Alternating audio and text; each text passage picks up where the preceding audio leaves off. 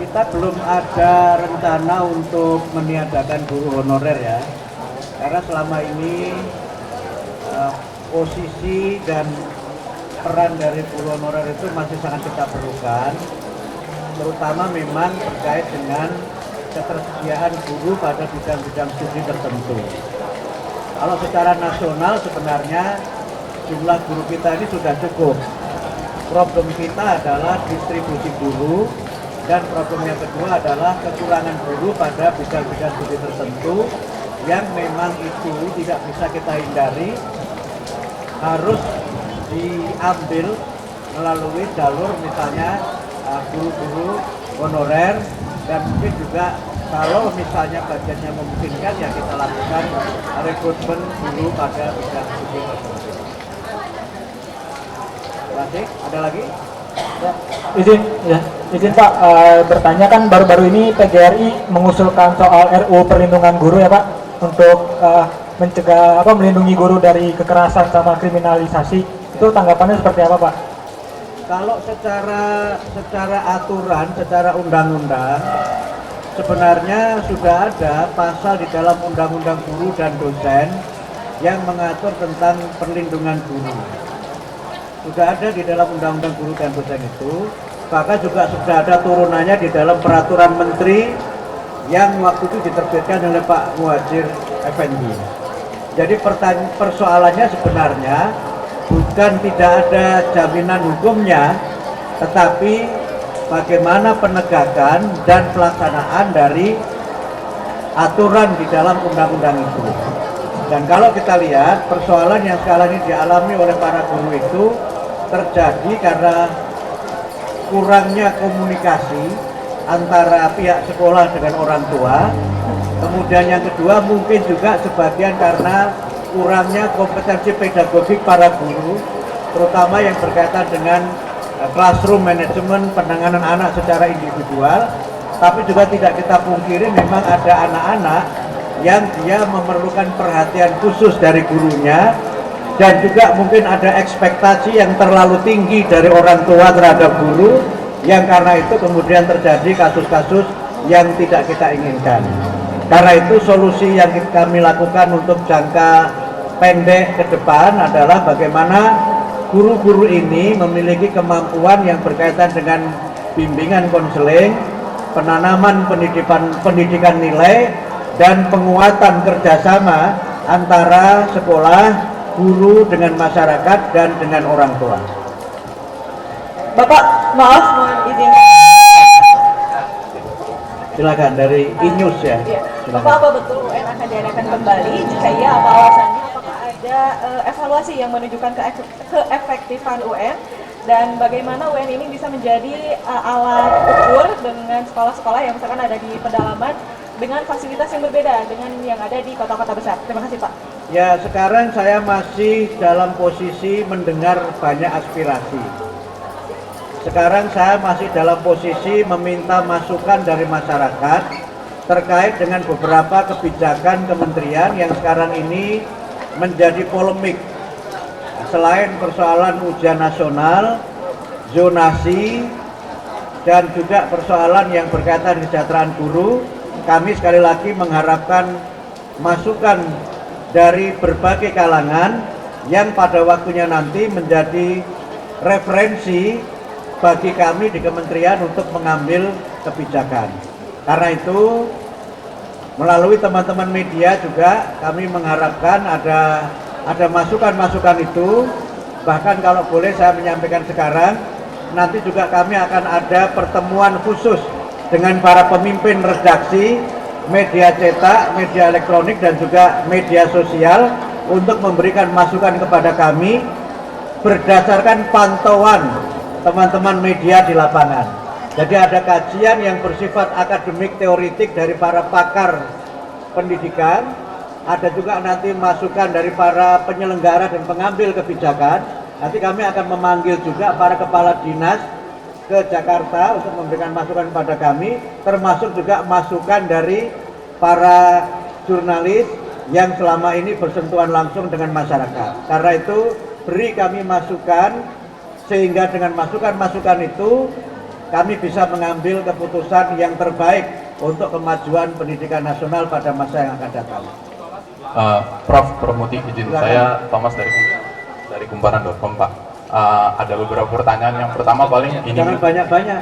menyambung ini aja Pak, yang soal RUU Perlindungan itu kan lahir karena banyaknya fenomena yang terjadi sekarang nih, karena banyak guru yang dipolisikan karena mendisiplinkan murid kan ya Pak ya.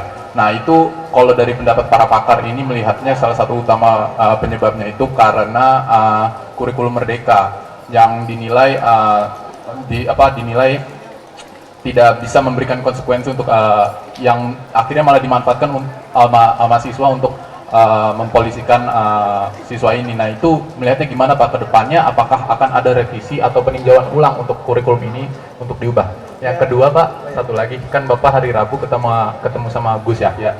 Gus Yahya bilang mau minta agar yang ASN ini bisa ngajar di swasta. Nah itu gimana Prof melihatnya? Terima kasih. Ya, baik. Soal yang pertama, Merdeka Belajar juga termasuk yang sedang kami kaji. Karena memang ini adalah bagian dari kebijakan yang sekarang ini menimbulkan polemik.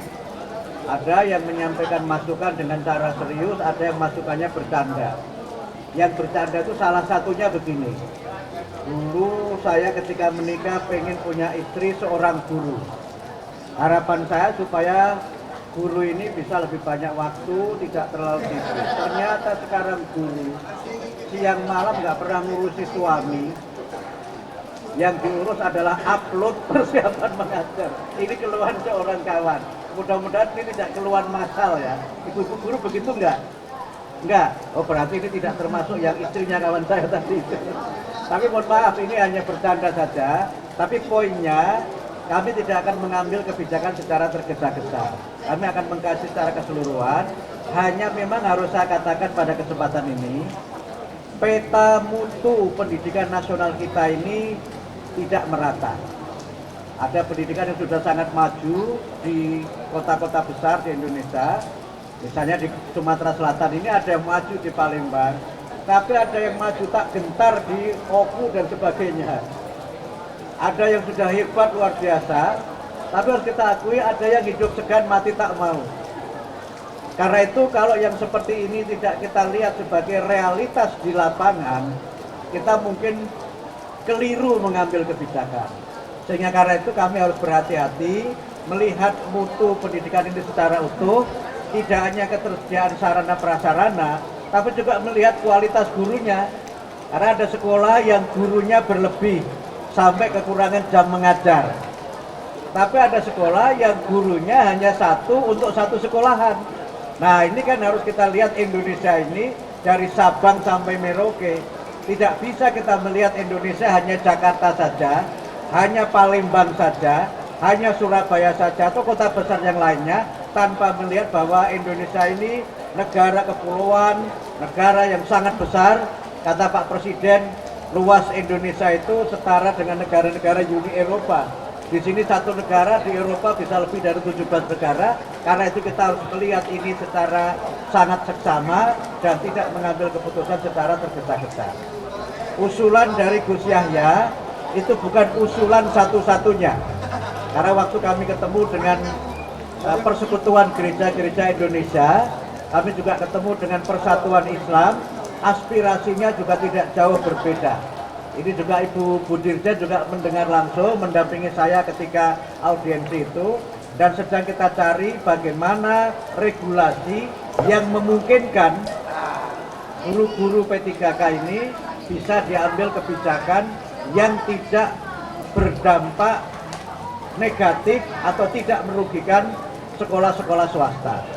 Karena kami berprinsip bahwa sekolah swasta itu adalah mitra pemerintah. Sekolah swasta itu adalah mitra dalam mencerdaskan kehidupan bangsa. Sebanyak apapun uang negara di Indonesia ini tidak akan mampu, tidak akan cukup membiayai pendidikan kalau semuanya diselenggarakan oleh pemerintah sendiri. Singapura bisa, karena Singapura itu penduduknya hanya 5 juta. Brunei Darussalam bisa, karena memang negaranya ya sebegitu-segitu saja. Australia bisa, karena penduduknya hanya 21 juta dan sudah menjadi negara yang makmur.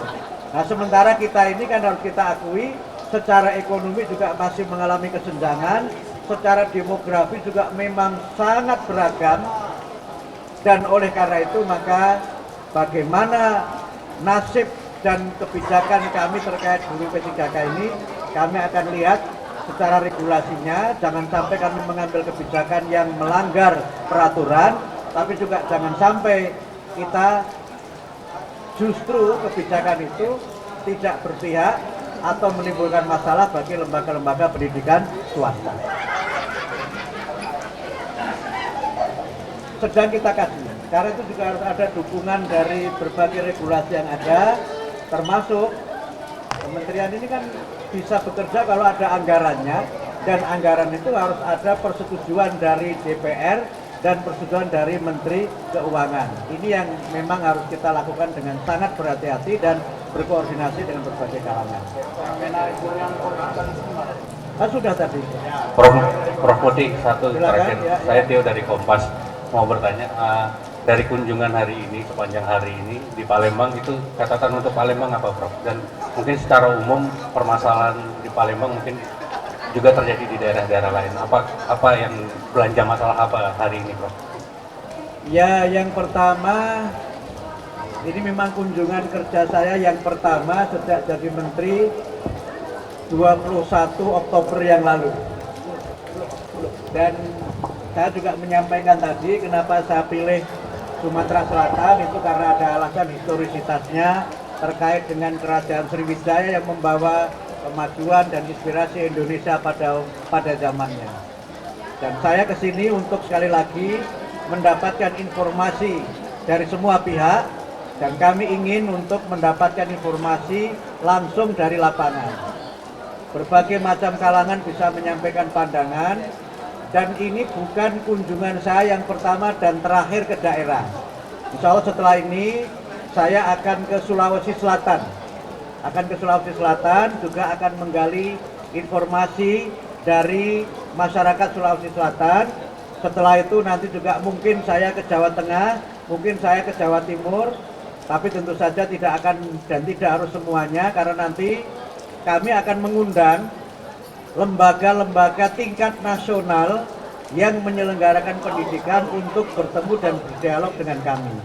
Kalau menyuguhi semuanya saya kira tidak akan cukup, tidak akan ada waktu, karena itu nanti kami akan mengundang penyelenggara-penyelenggara pendidikan yang berbasis masyarakat untuk bertemu dengan kami, menyampaikan pandangan-pandangannya, usulan-usulannya untuk perbaikan pendidikan nasional di masa yang akan datang. Begitu ya, terima kasih semuanya.